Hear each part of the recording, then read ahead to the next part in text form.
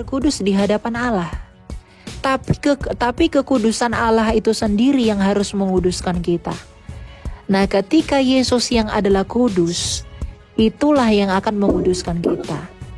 Maka ketika kita percaya kepada Yesus, kita dibaptis di dalam nama Bapa, Putra, dan Roh Kudus, artinya kita turut dialiri oleh kekudusannya itu.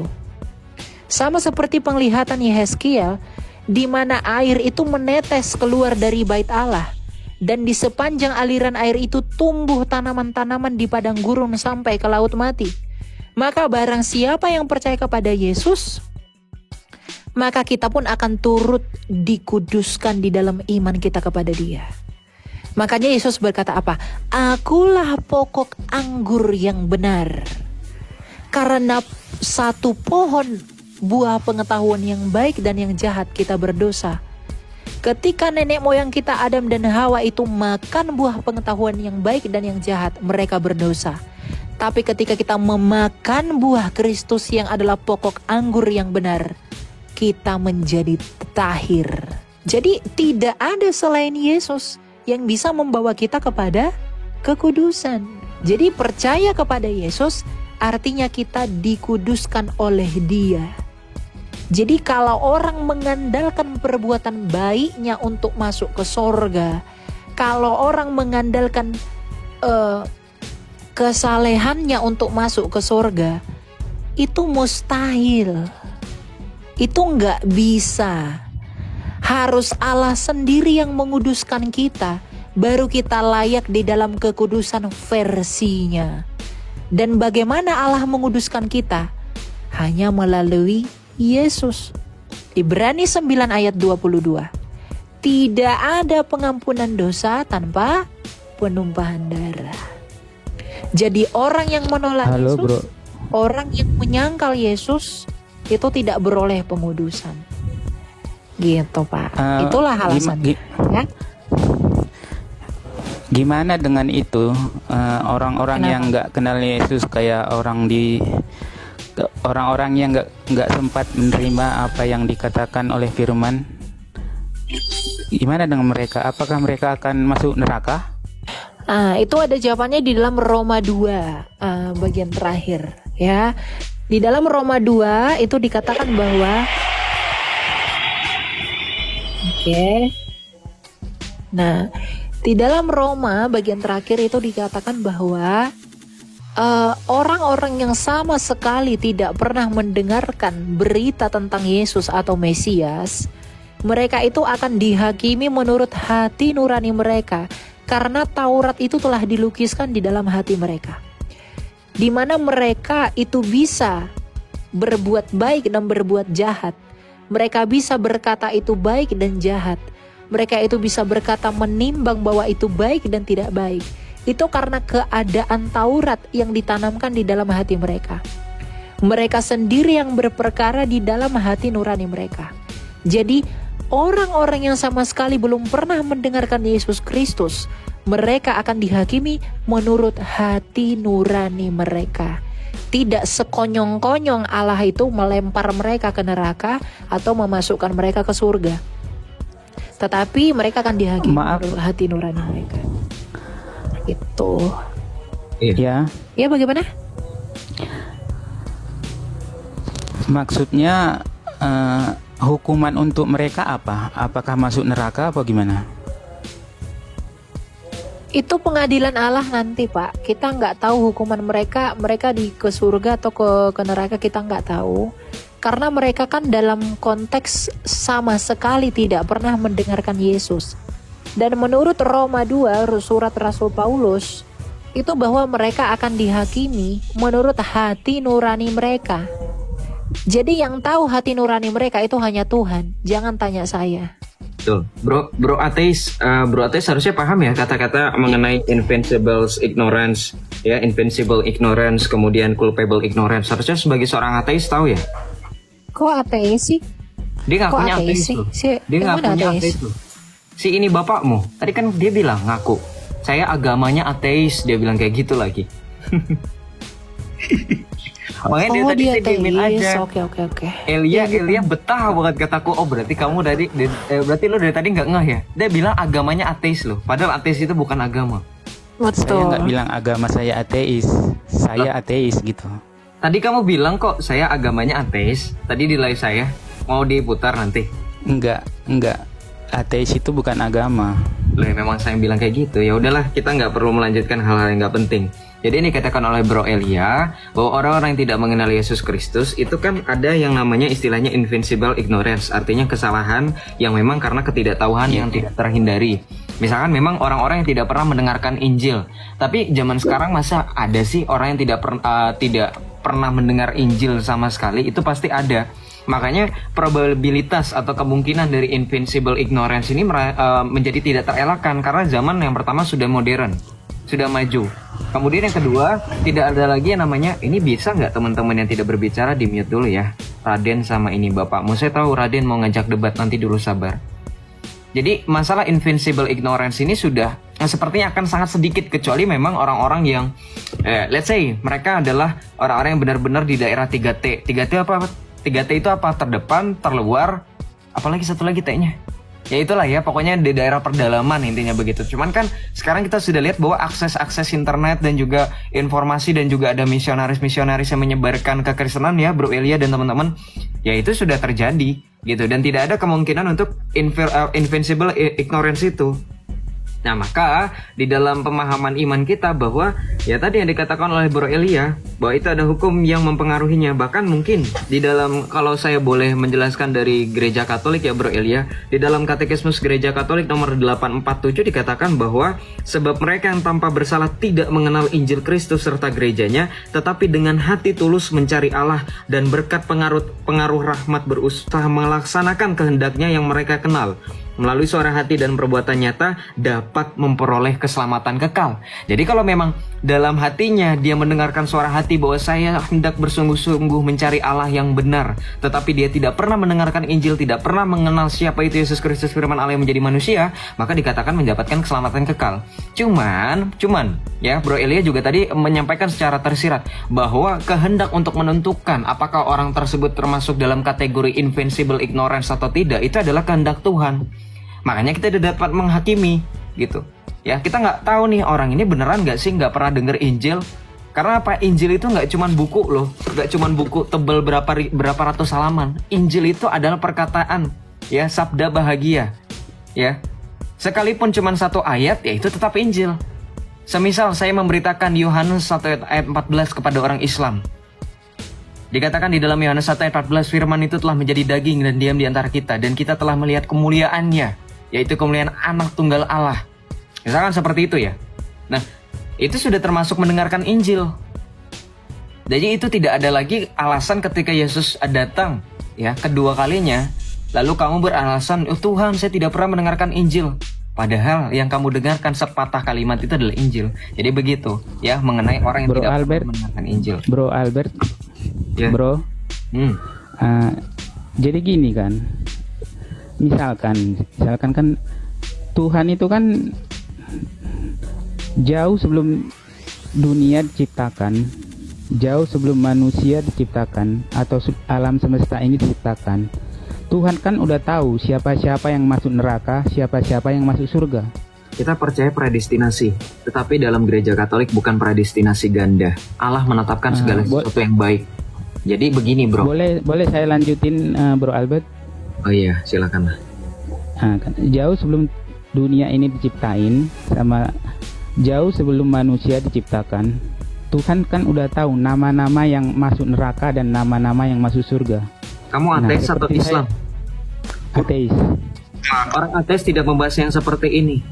Kamu tahu orang ateis kan, bahkan tidak percaya Tuhan. Kalau kamu udah nggak apa-apa, dengerin aja. Maksud saya, kita berangkat dari kepercayaan Anda dong. Kita berangkat dari kepercayaan Anda dong. Giliran saya ini kapan mau ngomong? Raden, kau tidur dulu kau, makan dulu susumu, sana dulu. Sabar dulu. Kan kamu menantang saya untuk berdebat kan? Kapan saya dapat ngomong? Boleh saya lanjutin. Giliran saya, oke silakan. Oke silakan. Nanti dulu sabar. Lanjutkan. Sabar ya. Ini bapak. Lanjutkan bapakmu. Sebelum dunia diciptakan dan manusia dan segala isi alam semesta ini diciptakan, Tuhan udah tahu siapa-siapa yang masuk neraka. Bahkan dengan susah payah, dengan jerih payah, saudara-saudara sekalian menginjili orang-orang, dia udah tahu siapa yang bebal, siapa yang akan menolak. Ini jikalau kamu masih Jauh meneruskan sebelum narasimu, narasi itu sudah mencapai kepada titik atau poin di mana kamu mau menyatakan bahwa Tuhan telah menentukan manusia masuk surga atau neraka. Itu kan poinnya kan? Jadi sia-sia bagi kita jikalau kita menginjili, ternyata Tuhan sudah menetapkan, kan begitu? Oh, poinnya bukan di situ, bro. Bukan. Poinnya apa? Saya lanjutin dulu ya. Sebelum dunia diciptakan, Tuhan kan sudah tahu siapa-siapa nama-nama yang masuk neraka. Ini sudah diulang-ulang, udah dapat, udah diulang-ulang. Jawab tadi soal predestinasi dan predestinasi ganda tadi. Ini nggak panas, sebenarnya memang poinnya beneran itu, tapi dia gengsi begini loh. Poin kamu kan mau menyatakan aku bahwa belum Tuhan selesai, makanya jangan dipotong dulu dong. Ya kalau belum selesai lanjutkan, jangan diulang lagi dari awal. Kamu bukan melanjutkan, itu namanya mengulangi pertanyaan. Bedakan namanya udah biarin. Lanjut. Jangan diulang-ulang, bro. Kita pun mendengarnya agak bingung kalau diulang. Tuhan kok melanjutkan kehendaknya gitu. Padahal kan udah tahu siapa-siapa yang masuk neraka gitu. Apa nggak kasihan lihat orang-orang yang terbakar di neraka gitu? Kalau kayak gitu terbatas ruang dan waktu. Itu manusia, bukan Tuhan. Loh, statementmu kayak gitu. Kita dikasih free will, kehendak bebas. Walaupun dikasih free will kan Tuhan tahu kehendak kita. Kan sudah dikatakan kan, ini kan sebenarnya intinya, cuman dia menolak, gengsi. Udah tahu intinya ini bener kan, intinya ini aja kan. Ya saya sih sabar, cuman maksud saya jangan terlalu banyak retorika dan juga narasi-narasi yang tidak perlu, langsung aja ke intinya. Jadi begini bro, Allah kami itu tidak menghendaki supaya manusia itu tidak selamat. Sudah dibantahkan dengan dalil Alkitab 1 Timotius 2 ayat 4. Allah kami menghendaki supaya semua manusia itu diselamatkan dan memperoleh pengetahuan akan kebenaran. 1 Timotius 2 ayat 4. Ya, sekali lagi ya. Dan tidak ada di kami itu yang namanya takdir. Karena apa? Allah menetapkan dan juga menciptakan segala sesuatu itu baik. Di dalam kitab Kejadian, setelah Allah menciptakan segala sesuatu, dia berhenti dari pekerjaannya di hari yang ketujuh, dan pada hari yang ketujuh ia mengkuduskan hari tersebut, dan dia melihat bahwa pekerjaannya yang dilakukan oleh Allah itu baik semuanya, tidak ada yang tidak baik. Nah, kalau kamu mengatakan neraka itu tidak baik, neraka memang tempat bagi orang yang tidak mau bersatu dengan Allah yang adalah kudus. Karena apa? Sesuatu yang kudus tidak akan pernah dan tidak akan mungkin bersatu dengan sesuatu yang tidak kudus. Analoginya air dengan minyak. Air dan minyak tidak akan pernah mungkin bersatu. Sama seperti Allah yang adalah sejatinya kudus. Maka dalam kekudusannya Allah mau supaya manusia memperoleh kebenaran. Bagaimana mencapai kekudusan? Yesus sendiri mengatakan, sempurnalah kamu seperti Bapamu yang di sorga adalah sempurna. Di dalam kitab Wahyu dikatakan tidak akan masuk ke dalam surga sesuatu yang tidak kudus. Makanya kalau dikatakan, oh kan Allah udah menetapkan, Allah kami dan menetapkan semua manusia diselamatkan, titik. Saya sudah mengatakan apa yang menjadi narasimu itu masuk kepada ranah takdir dalam Islam, ketetapan, kode dan kodar. Nanti masuk lagi kepada takdir yang bisa diubah, takdir mubram, takdir mu'alak, apalah itu. Dan itu ada juga korelasinya dengan teman-teman yang berpendapat predestinasi. Ya, apa? Predestinasi ganda gitu. Jadi di kami Allah itu menciptakan belum dengan kehendak bebas. Dan sudah dikatakan bahwa Bro, mohon maaf ya, Bro Albert belum nangkap poin saya gitu. Saya merasa belum apa yang jawabannya kan sudah tadi soal predestinasi dan predestinasi ganda. Ya udah coba deh, silakan lanjutkan Pak, tekankan poin Bapak. Diulang dulu coba. Gimana? Gimana? Walaupun saya punya free will, sebelum penciptaan ada yang namanya space, jeda sebelum apa-apa ada gitu. Tuhan kan pada saat semuanya belum ada, Tuhan kan misalkan punya pribadi yang bisa berpikir, Tuhan akan tahu siapa-siapa yang masuk neraka gitu. Sangat mudah bagi Tuhan untuk mengurungkan niatnya supaya saya tidak terpanggang di neraka gitu, maksud saya. itu sangat mudah, tetapi tetap melanjutkan konsep ketuhanan dia itu gitu. Pertanyaan saya, apakah standar moral Tuhan dengan manusia berbeda? Ini pertanyaan yang berbeda loh. Oke, silakan. Saya boleh jawab nggak, Pak? Begini, Pak. Silakan. Boleh ya. Selamat malam teman-teman semua ya. Begini, Pak. Bapak diharapkan mendengarkan ya, karena Bapak itu terlalu pintar memutar kata-kata ya. Jadi gini, Pak. Tuhan itu tidak menciptakan manusia untuk balas dendam. Tuhan menciptakan manusia itu karena cinta. Karena dia menciptakan karena cinta, maka dia menginginkan manusia itu selamat, bukan binasa. Sementara yang menginginkan kebinasaan manusia itu iblis. Sementara Tuhan sama sekali tidak ada di dalam benaknya untuk membinasakan manusia yang ia ciptakan itu. Karena ia ciptakan karena cinta, bukan karena mau balas dendam. Kalau ada Tuhan model balas dendam seperti itu, yakinlah itu bukan Tuhan tapi iblis. Nah, manusia diciptakan oleh Tuhan dengan akal budi, dengan pikiran, dan sebagai makhluk religius. Apa artinya? Manusia diberikan kemampuan untuk mencari sang pencipta. Sehingga, kalau dengarkan dulu, Pak. Bapak mau dengarkan jawaban atau mau bantah-bantahan, Pak? Oke, saya... Ya, dengarkan dulu. Karena Bapak kalau memberi narasi harus dijelaskan secara clear, Pak. Ini belum selesai udah dipotong. Oke. Karena Tuhan menciptakan manusia dengan akal budi sekaligus sebagai makhluk religius, maka Tuhan tidak menciptakan manusia itu seperti robot. Seolah-olah Tuhan itu punya remote. Diatur manusia itu seperti robot. Ke kanan ke kiri diremotin gitu. Tidak seperti itu. Manusia diberikan free will. Apa itu free will? Kehendak bebas untuk memilih jalan yang baik atau jalan yang benar. Sehingga nanti bukan Tuhan yang menentukan manusia itu binasa, tapi manusia itu sendiri. Karena sudah diberikan free will. Sama kalau saya mengatakan, kalau Bapak nanti binasa dengan mengaku ateis, tapi saya lihat dari model bicaranya bukan ateis. Ateis nggak seperti ini, Pak. Tapi, begini, Pak. Kalau nanti misalnya Bapak binasa misalnya, itu tidak bisa menyalahkan Tuhan. Karena apa? Tuhan memberikan free will kepada Bapak. Nih, kamu milih kanan atau kiri. Kamu memilih yang benar atau yang salah. Silakan.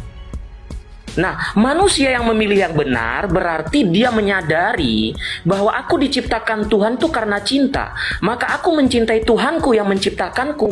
Maka aku tidak memilih yang salah. Tapi orang yang mengkhianati cintanya Tuhan yang sungguh besar itu, maka dia akan memilih untuk berkhianat, melakukan apa yang tidak baik. Maka tidak ada konsep takdir ataupun tidak ada konsep Tuhan itu yang menetapkan orang masuk neraka. Kalau Tuhan yang menetapkan orang masuk neraka, Pak, pertanyaannya tugasnya iblis ngapain? Apakah Tuhan itu dua mukanya ya? Ada di sisi iblis, ada di sisi Tuhan. Artinya, jangan sampai Bapak mengartikan Tuhan itu sama dengan iblis juga gitu. Karena itu, Tuhan itu menginginkan selalu keselamatan, sementara iblis menginginkan kebinasaan.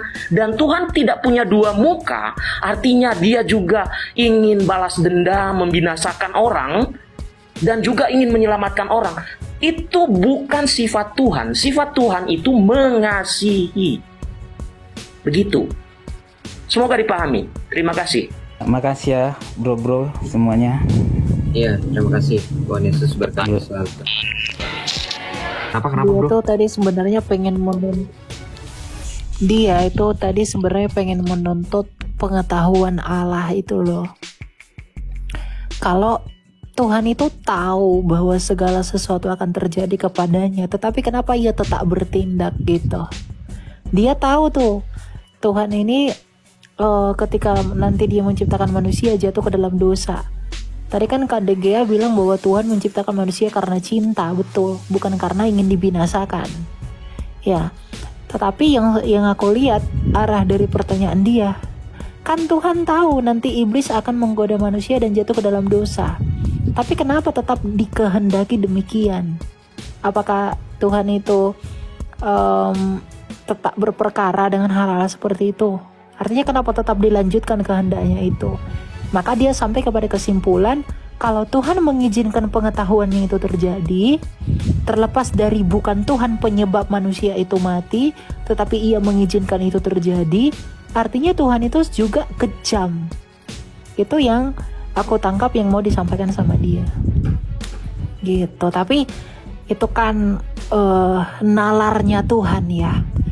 Karena Tuhan kita itu sudah memberi satu solusi agar tidak binasa, yaitu Kristus.